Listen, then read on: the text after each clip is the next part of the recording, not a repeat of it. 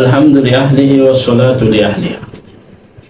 প্রতিটি মানুষ বাজার করতে গিয়ে পণ্যটি অত্যন্ত সুন্দর চান, ভালো চান এবং সস্তা দামে চান, এবং এটাই মানুষের অভ্যাস।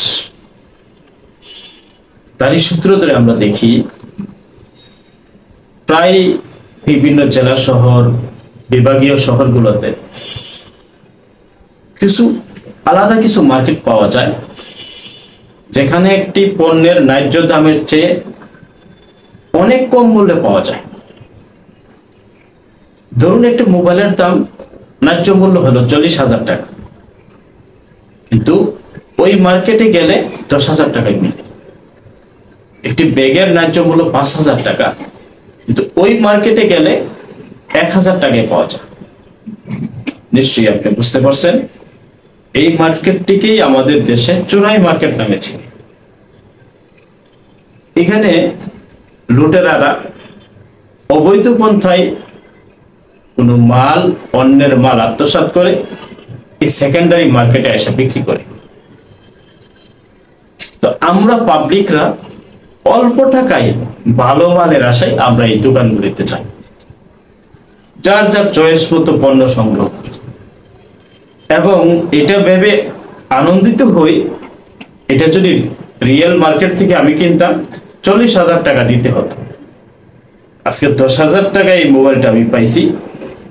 এর মানে হলো 30,000 টাকা আমার সেভ হয়েছে।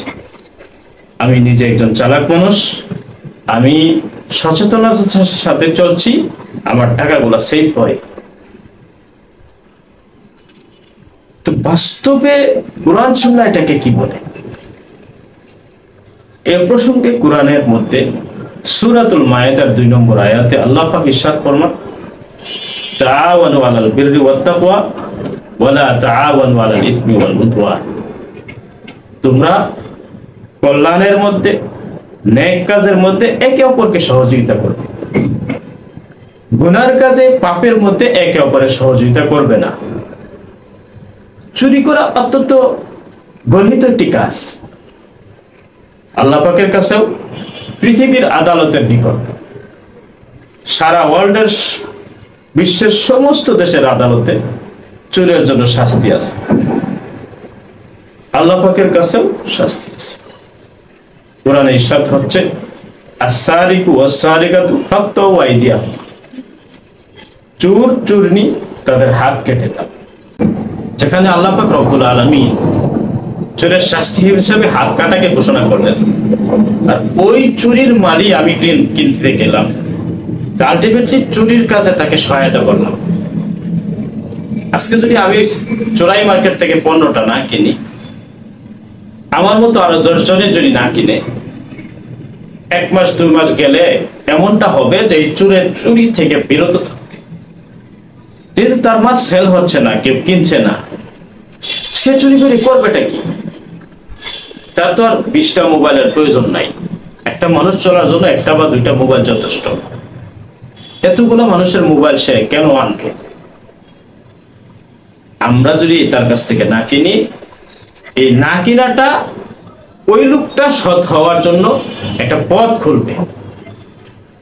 এজন্যই আল্লাহ পাক বলেন, ওয়ালা তাআওয়ানু আলাল ইসমি ওয়াল উদওয়ান, গুনার কাজে তোমরা সহযোগিতা করবে না। চুরি করা অন্যায়, কবিরা গুনাহ।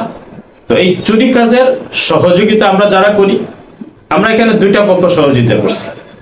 একটা হলো বাজারের ওই ব্যবসায়ী, যেই ব্যবসায়ী চোর থেকে কিনেন, তিনি হলেন প্রথম সহযোগী। দ্বিতীয় সহযোগী হলাম আমরা পাবলিক। আমরা পাবলিকরা যারা ওই চোরাই মার্কেট থেকে কম দামে ভালো মাল নেওয়ার জন্য চাই।